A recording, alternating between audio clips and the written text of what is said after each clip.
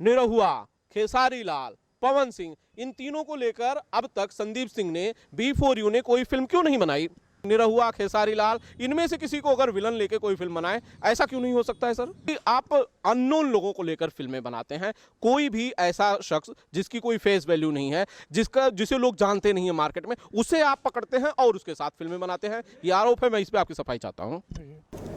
नमस्ते, मेरा नाम आनंद कमलेश त्रिपाठी है और आप देख रहे हैं बिंदास भोजपुरिया। दोस्तों, बहुत सालों से इंटरव्यू करता आ रहा हूं, बहुत सारे आम और खास लोगों के इंटरव्यूज किए, नेता, मंत्री, अभिनेता, सबसे सवाल पूछे, लेकिन आज एक खास शख्सियत हमारे गुरुजी संदीप सर हमारे साथ हैं, वरिष्ठ पत्रकार जिनसे हमने पत्रकारिता सीखी, जो हमारे गुरु होते थे उस जमाने में, और आज B4U भोजपुरी के vice president Sandeep Singh.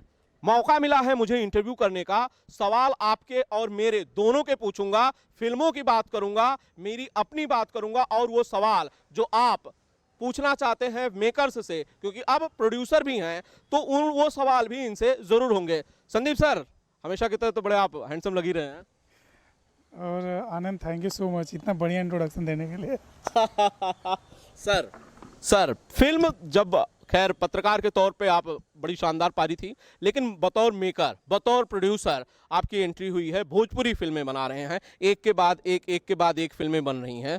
Sandeep sir, क्या ऐसा है जो संदीप सिंह को प्रेरित करता है कि भाई साफ सुथरी फिल्म बनाई जाए, क्योंकि जो चलता आ रहा था उसे आपने कंटिन्यू नहीं किया? सबसे पहले पत्रकारिता की बात करते हैं, ठीक है।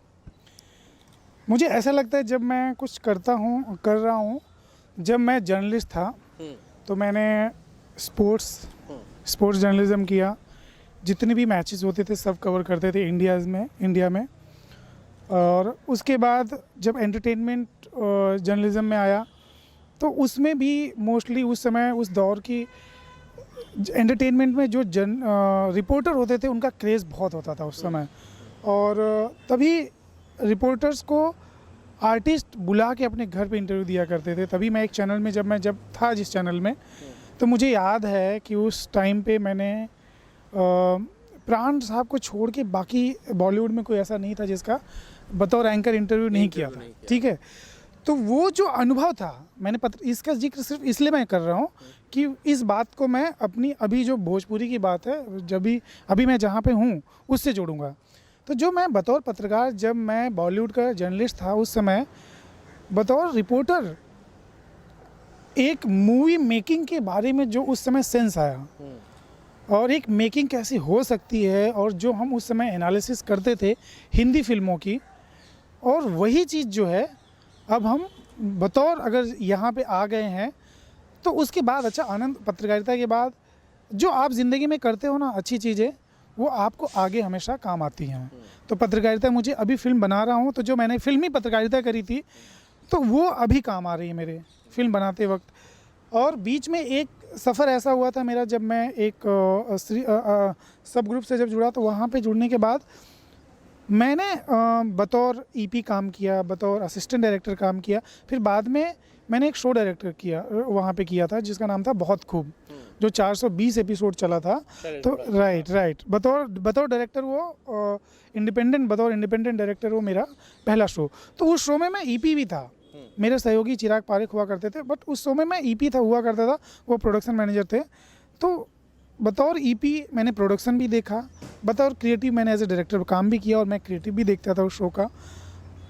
तो अब उस शो के बाद मुझे प्रोडक्शन, क्रिएटिव, डायरेक्शन, और वहाँ जो पत्रकारिता में जो एनालिसिस किया था सारी चीज़ें, वो अब यहाँ मुझे B4U में जो मुझे चांस दिया है, मैं थैंक्स टू B4U की, मतलब एक ऐसा ग्रुप है जहाँ पे आपको काम करने की आज़ादी मिलती है, और जब आप काम करते हैं ना तो मैनेजमेंट आप पे ट्रस्ट करता है, और वो ट्रस्ट धीरे धीरे बिल्डअप होता है, एक दिन में बिल्डअप नहीं होता है।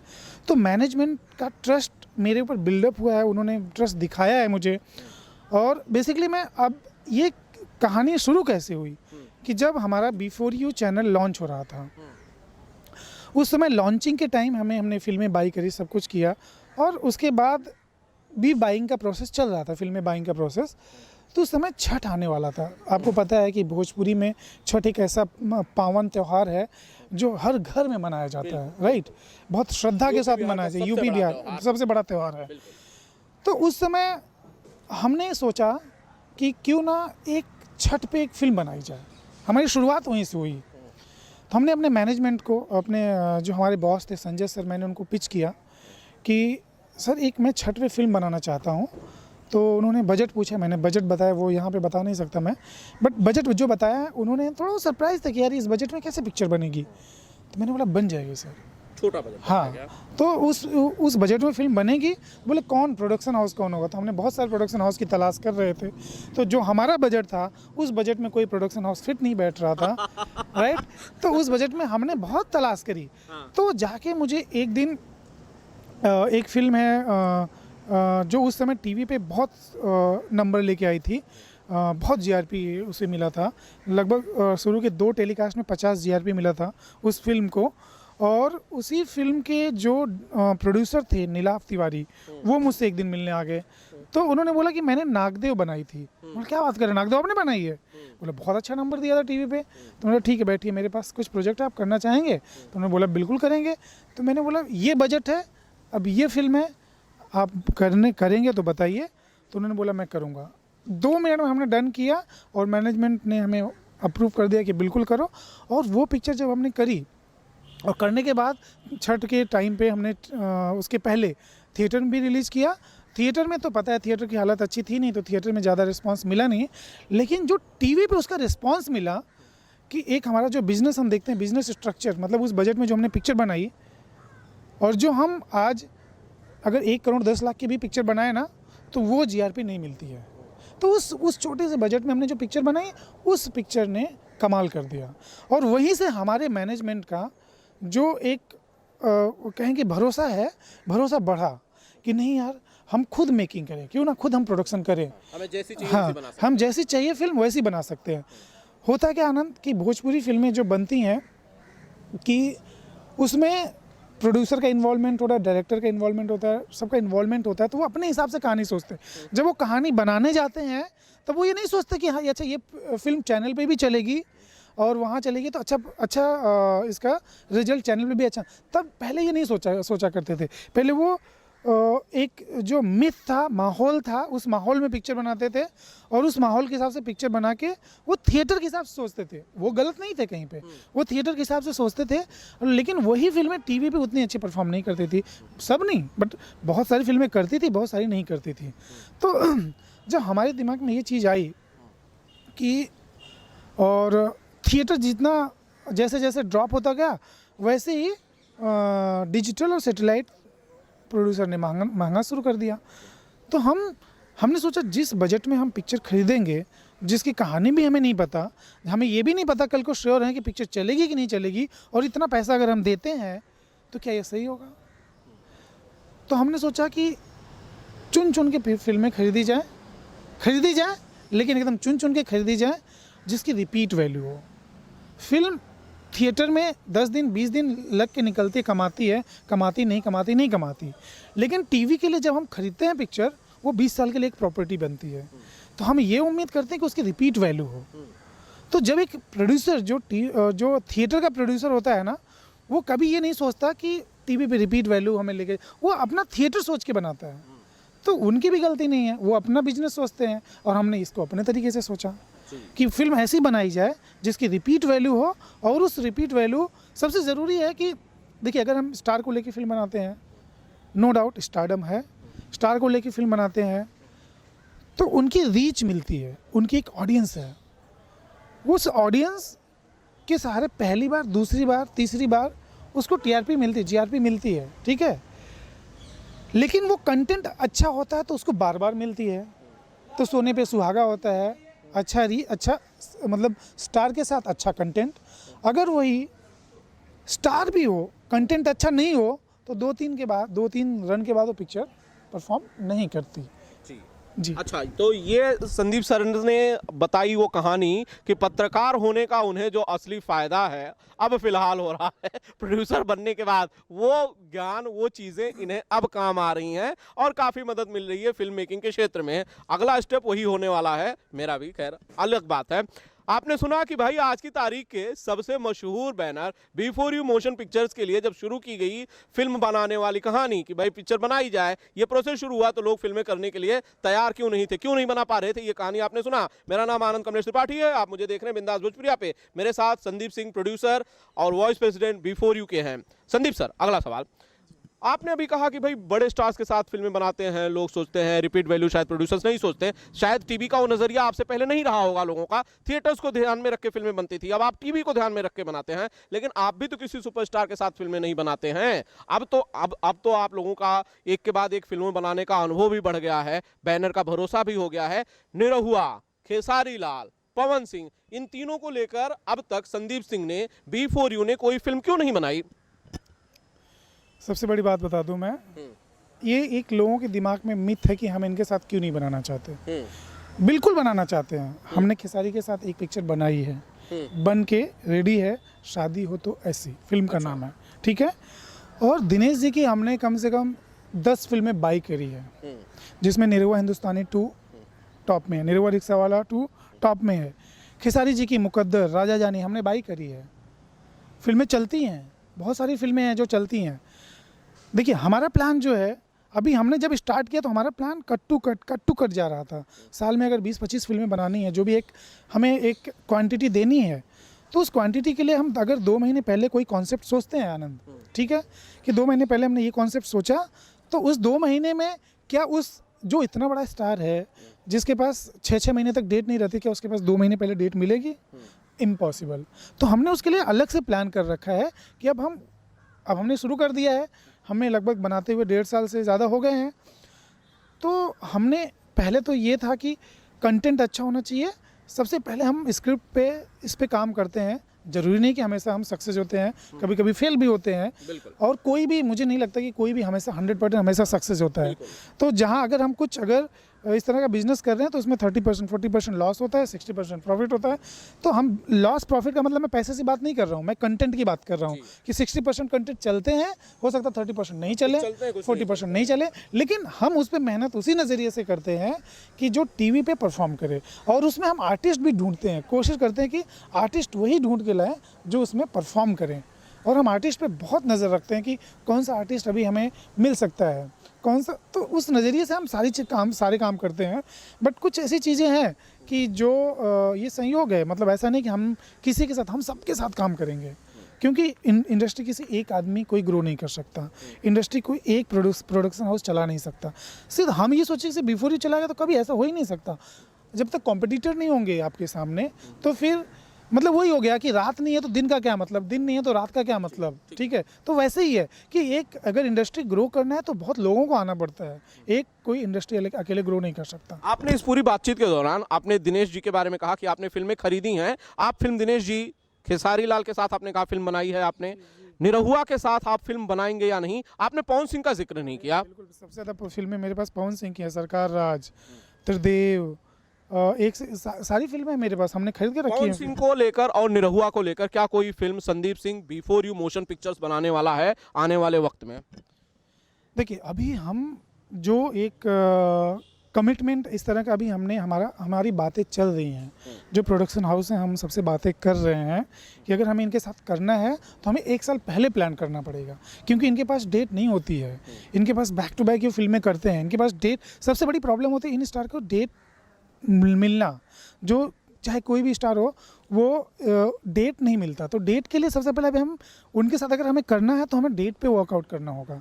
तो अगर डेट मिलेगा तो डेफिनेटली उनके हिसाब से हम सब्जेक्ट प्लान करेंगे। सर, जैसा आपने कहा कि भाई डेट मिलेंगी तो फिल्म की जाएगी, आपके साथ एक और चीज़ है कि B4U की फिल्मों में डिशुम देखने को नहीं मिलता। वो एक तबका, एक ऑडियंस जो कि बहुत ज़्यादा एक्शन पसंद करती थी, जो सोचती थी कि बस ट्रक सब ब्लास्ट में उड़े, हीरो केबल से लटक के मारे, एक साथ 10-10 लोगों को मारे, आइटम सॉन्ग्स होते थे, ये चीज़ें आपने लुप्त कर दी हैं। शायद आप जानबूझ के कर रहे होंगे कि भाई ये जॉनर पूरा बदल जाए, भोजपुरी का रेवोल्यूशन आ जाए, क्योंकि पत्रकार बड़ा क्रांतिकारी होता है। वो क्रांति आप भोजपुरी सिनेमा में क्यों लाना चाहते हैं संदीप जी? वो ऑडियंस का क्या होगा जो ये देखना चाहती है?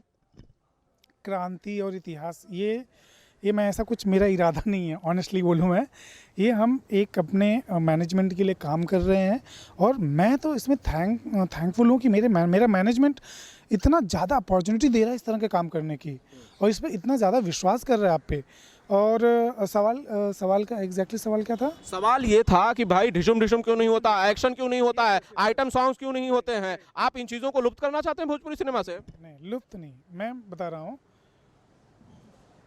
आप एक्शन की बात करते हैं ना, तो आज भोजपुरी की अगर बहुत बड़ी बजट की पिक्चर बनती है तो 1.5 करोड़ की बनती है। मेरा ये मानना है अगर एक्शन फिल्म बनती है तो उसका 10 करोड़ सिर्फ एक्शन का बजट होता है। हीरो 2-4 फाइट उड़ के अगर मार देगा जो हमारे स्टोरी को रिलेट ही नहीं करेगा तो उतना एक्स्ट्रा खर्चा क्यों करूं? अगर वो ऐसा एक्शन हो, सिर्फ उस एक्शन को टीवी पे देखने के लिए लोग रुक जाएं तो मैं बना दूं एक्शन। उस एक्शन को बनाने के लिए कम से कम आपके पास करोड़ों रुपए चाहिए। जितना आपका एक फिल्म का बजट है ना, उसका दुगना आपका एक्शन के लिए बजट चाहिए होता है। तो जब हम दिखाएंगे तो अच्छी चीज़ दिखाएंगे। और क्यों क्या होता है, एक्शन होने से फिल्म नहीं चलती, मेरा यही मानना है। एक्शन हो तो ऐसा एक्शन हो कि सिर्फ 10 मिनट एक्शन देखने के लिए टीवी पे लोग 10 मिनट वेट करें, 10 मिनट उस एक्शन को देखें। लेकिन भोजपुरी फिल्म में ऐसा एक्शन नहीं होता है, वही होता है पैर पटका, धूल उड़ी, डिसुम मारा, ये किया।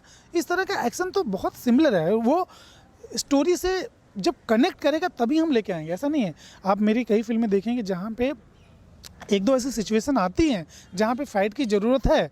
वो हमने इसलिए नहीं किया कि हमें एक्शन डालना है, वो फिल्म की ज़रूरत थी तो हमने किया। अभी प्रीत के दामन में कहीं कोई ज़रूरत नहीं है।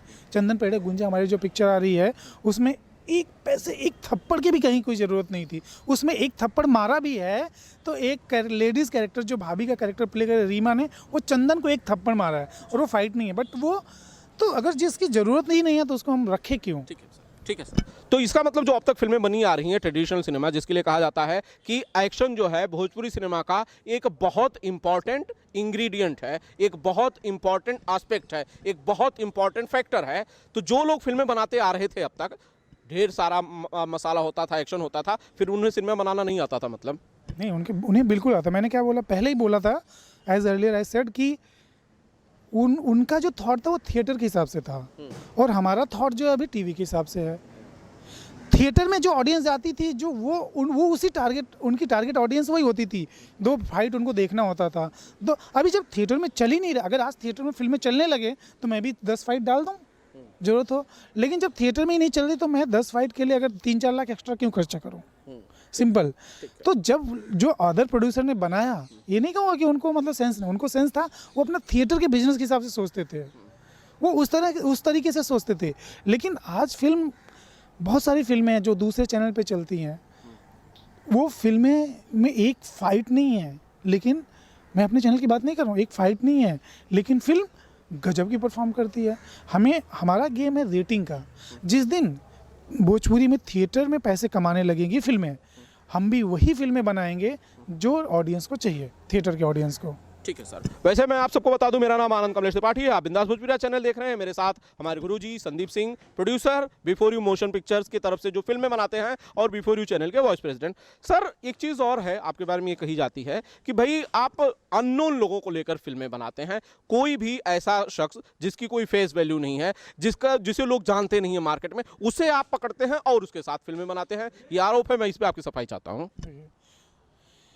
अननोन मतलब मैंने कहा ना कि जो नोन है उनके पास डेट नहीं है, तो हम अननोन को लेके ही काम करेंगे, राइट? और अननोन मतलब आप टीवी के लिए ना, आप किसी को अननोन नहीं बोल सकते। टीवी के लिए हमेशा मैटर करता है सब्जेक्ट। जो स्टार हैं उनकी, मैंने पहले ही बोला कि उनकी रीच अच्छी होती है। अगर कॉन्सेप्ट अच्छा होता है तो उनकी फिल्में बहुत चलती हैं, लेकिन कॉन्सेप्ट अच्छा नहीं होता तो नहीं चलती हैं।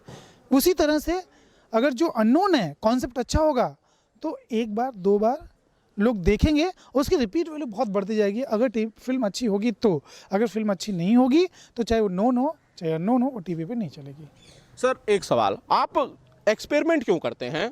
एक्सपेरिमेंट ऐसे क्यों करते हैं कि भाई देव सिंह खलनायकी की दुनिया में बहुत बड़ा नाम, बहुत एस्टैब्लिश नाम, उसे आपने उसका पूरा कैरेक्टर बदल डाला, उसे आपने भाई बना दिया, उसे आपने बड़ा सीधा शरीफ आदमी बना दिया। जब उसका नाम वहां पे स्टेब्लिश है उस एक्टर का बतौर विलन, तो उसके साथ एक्सपेरिमेंट करने की क्या जरूरत है? उसी इमेज को क्यों नहीं कंटिन्यू करते हैं? ये बदलाव क्यों सर?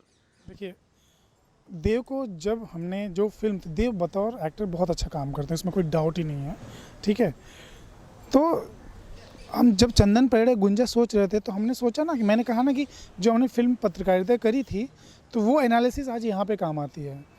आप ना जब किसी को बहुत ज़्यादा पॉजिटिव दिखाना हो टीवी पे, स्क्रीन पे, तो किसी नेगेटिव कैरेक्टर को लेके आइए और आप उसे एकदम बढ़िया पॉजिटिव कैरेक्टर दीजिए, तो जो डेली पॉजिटिव कैरेक्टर करते हैं ना, उनसे बेहतर वो नेगेटिव पॉजिटिव करके जाएगा, उसको वो ज़्यादा छाप छोड़ेगा। आप एग्जांपल देख लीजिए, अमरीश पुरी से बड़ा विलन कोई नहीं था, राइट?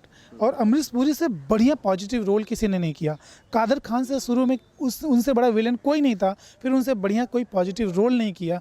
परेश रावल ने स्टार्ट किया तो उन्होंने एज ए विलन काम किया, लेकिन विलन जब वो थे तो विलन थे, लेकिन जब पॉजिटिव रोल किया तो कॉमेडी भी किया, सब कुछ किया।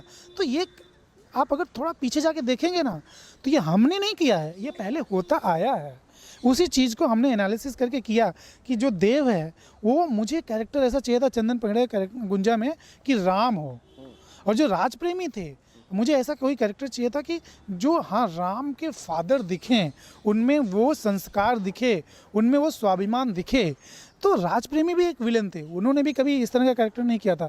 तो राज प्रेमी को हमने एकदम बढ़िया सॉफ्ट कैरेक्टर दिया, वहीं पे देव को भी हमने सॉफ्ट कैरेक्टर दिया। आपने फिल्म देखी, अब बताइए देव कैसे दिख रहे हैं? वो दिखते हैं कहीं से विलन? कैरेक्टर के हिसाब से वो दिख रहे हैं कहीं विलन? यही तो चीज है कि आपने पूरा ट्रांसफॉर्मेशन कर दिया। अच्छा, इसका दूसरा पार्ट में देख रहा हूं सर कि ऐसा क्यों ना हो कि कोई हीरो को विलन बना दे। आपने विलन को तो हीरो बना दिया, किसी हीरो को विलन क्यों नहीं बना देते? पवन सिंह, निरहुआ, खेसारी लाल, इनमें से किसी को अगर विलन लेके कोई फिल्म बनाए, ऐसा क्यों नहीं हो सकता है सर? नहीं, बिल्कुल ये थॉट देखा मैंने, मैं मानता हूँ एक कॉस्मॉस है, एक कॉस्मॉस में थॉट मतलब एक जैसे मिलते हैं। मैंने ऑनेस्टली ये सोचा है कि मैं कभी खेसारी के साथ करूँगा ना, तो खेसारी को एकदम नेगेटिव कैरेक्टर लेके आऊँगा, अगर ऐसा मुझे मौका मिला। पवन के साथ करूँगा तो पवन को एकदम नेगेटिव लेके आऊँगा, और बाद में वो जाके वो कैरेक्टर पॉजिटिव दिखता है, बट ऑडियंस के नज़र में वो पॉजिटिव दिखेगा, बट शुरू में नेगेटिव दिखेगा। तो ऐसे बहुत सारे थॉट हैं, ये सब एक दिन में काम नहीं होता, धीरे धीरे धीरे धीरे करते रहो। कभी चांस मिलेगा तो इस तरह का भी एक्सपेरिमेंट हो जाएगा, एक्सपेरिमेंट नहीं हो जाएगा मतलब फिर से मैं वही कहूँगा, ये काम हो चुका है बॉलीवुड में। संजय दत्त से बड़ा विलन कोई था नहीं, खलनायक नाम ही पड़ गया संजय दत्त का बॉलीवुड में। शाहरुख खान जब एंट्री मारी थी शाहरुख खान ने, तो डर पिक्चर अगर आपको याद होगा और अंजाम पिक्चर अगर याद होगा, तो शाहरुख खान से बड़ा विलन कोई नहीं था। ऐसा लगता था कितना बड़ा विलन है, तो लेकिन वो हीरो बन के निकले। तो ये चलता रहता है, ये हम एक्सपेरिमेंट नहीं करेंगे, हो चुका ऑलरेडी। और अगर हमें कभी इस तरह की स्क्रिप्ट पे काम किया तो इस तरह की भी फिल्म बनेगी। तो ये आप लोगों ने बात सुनी। वैसे मैं चाहूंगा कि आप लोग कमेंट्स के जरिए बताएं कि अगर हमारे मित्र खेसारी लाल यादव अगर विलन बने किसी फिल्म में, उस तरह का कैरेक्टर हो, तो कैसा लगेगा? आप लोग देखना चाहेंगे, पसंद करना चाहेंगे? मुझे कमेंट करके बताइए। पवन सिंह के फैन से कहना चाहूंगा कि अगर आप लोग भी इंतजार कर रहे हैं कि भाई पवन सिंह को एक अलग किरदार में, एक अलग शेड में, एक अलग किस्म के किरदार में देखना चाहते हैं आप लोग, तो जरूर कमेंट करके बताइए। मैं संदीप सर को बोलूंगा। हमने जब चंदन परिड़े